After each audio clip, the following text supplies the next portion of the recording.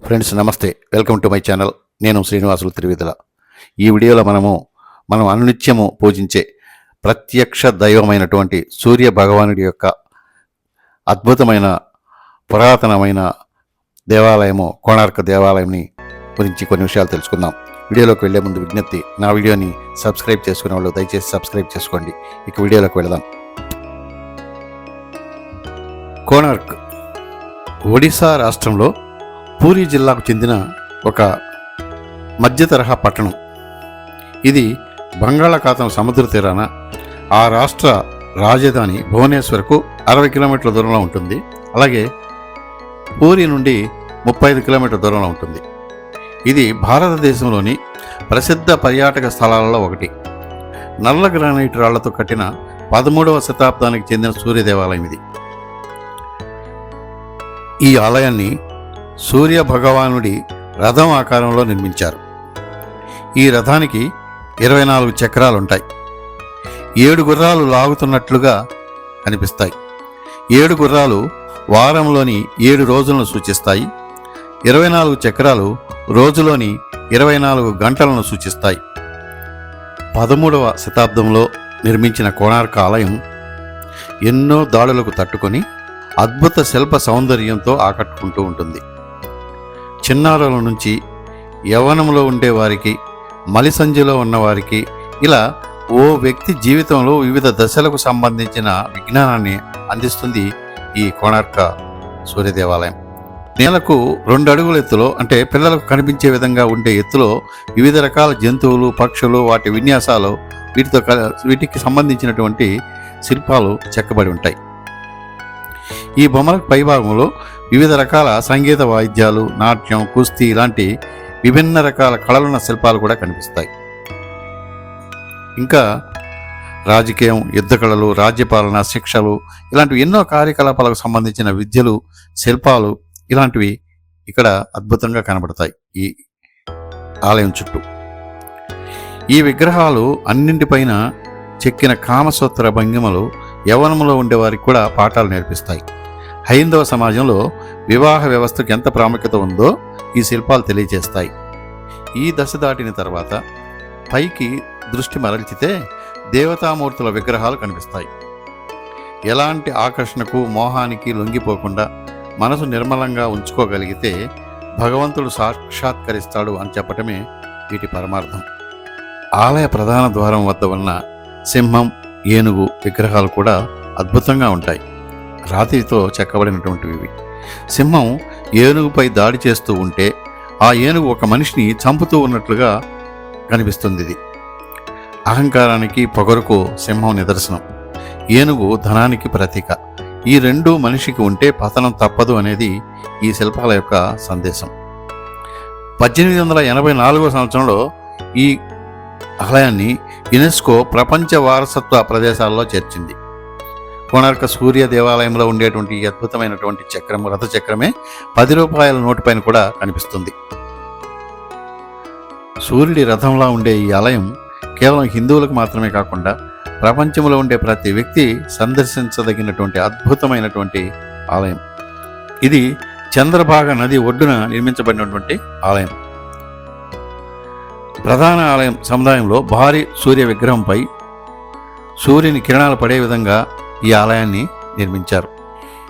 ఈ మందిర నిర్మాణానికి ఒక విచిత్రమైన పౌరాణిక కథ కూడా ఉంది.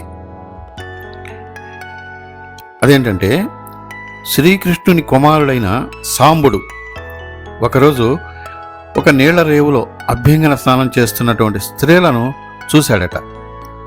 అది తెలిసిన తండ్రి అతడిని శపించాడట. తండ్రి శాపం వల్ల సాంబుడు కుష్ఠిరోగి పీడితుడై ఈ మైత్రేయ వనంలో చంద్రభాగా నదీ తీరాన సూర్య ఆరాధన చేసి అతని రోగ విముక్తుడు అయ్యాడట. చంద్రభాగా నదిలో స్నానం చేస్తూ ఉన్నప్పుడు అతనికి సూర్యుని యొక్క విగ్రహం లభ్యమైందట. ఆ విగ్రహాన్ని తీసుకొచ్చి సాంబుడు ఇప్పుడు సూర్యదేవాలయం ఉండే ప్లేస్లో ప్రతిష్ఠ చేశాడు అని చెప్తారు. మరో విచిత్రమైన కథ కూడా చమత్కారంగా ఉంటుంది. 1200 మంది శిల్పులు 12 సంవత్సరాల కాలంలో ఈ దేవాలయం కట్టారని, అందులో ఒక ప్రధాన శిల్పి ఈ మందిర నిర్మాణం కోసము ఇంట్లో గర్భవతియకు భార్యను కూడా విడిచిపెట్టి కోణార్కకు పోయాడట. కొన్ని రోజులయ్యాక ఆ శిల్పికి ఒక కొడుకు జన్మించాడు. ఆ కుర్రవాడు ఒకరోజు బాలుడితో ఆడుకుంటున్నప్పుడు తోటి కుర్రాళ్ళు అంతా నీకు తండ్రి లేడు అని వాడిని అవహేళన చేశారట. దాంతో వాడు చాలా సిగ్గుపడి కోపంతో తల్లి వద్దకు పోయి తన తండ్రి ఎవరో చెప్పమని నిర్బంధించాడట.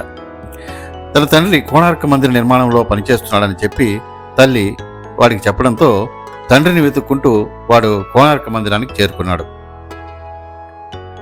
అప్పటికి ఈ 1200 మంది శిల్పులు మందిరం అంతా నిర్మాణాన్ని పూర్తి చేశారు. కానీ పైభాగాన్ని, అంటే ధ్వజం అని అంటారు కదా, దాన్ని ఎంత ప్రయత్నం చేసినా పూర్తి చేయలేకపోతున్నారట. మరోవైపు రాజుగారేమో త్వరగా పూర్తి చేయమని తొందర పెడుతూ ఉన్నారు. ఆ సమయంలో ఈ పిల్లవాడు అక్కడికి వెళ్ళి చూశాడు. అందరూ రాత్రి పడుకుని నిద్రిస్తున్న సమయం చూసి ఈ బాలుడు స్వయంగా ఆ మందిరం యొక్క ధ్వజాన్ని ఉదయానికల్లా పూర్తి చేశాడట. తెల్లవారాక శిల్పులు సంపూర్ణమైనటువంటి ఆ మందిరాన్ని చూసి ఆశ్చర్యపడ్డారు. కానీ మా అందరినీ, ఇంతమందిని 1200 మంది శిల్పుల్ని చేతగాని వాళ్ళుగా రాజు నిందిస్తాడని అందరూ భయపడిపోయారట.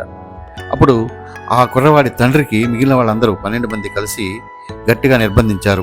మనల్ని రాజుగారు శిక్షిస్తారు కూడా, మీరు పూర్తి చేయలేకపోయారు, మీరు చేతగాని వాళ్ళు అంటారు అని ఆ తండ్రిని నిందించడంతో తండ్రి చాలా మదనపడి చేసేది లేక ఆ కుమారుణ్ణి ఆ మందిర శిఖరంపైకి తీసుకుపోయి అక్కడ శిఖరంపై నుండి కిందికి తోసేశాడు అని ఒక కథ కూడా చెప్తూ ఉంటారు.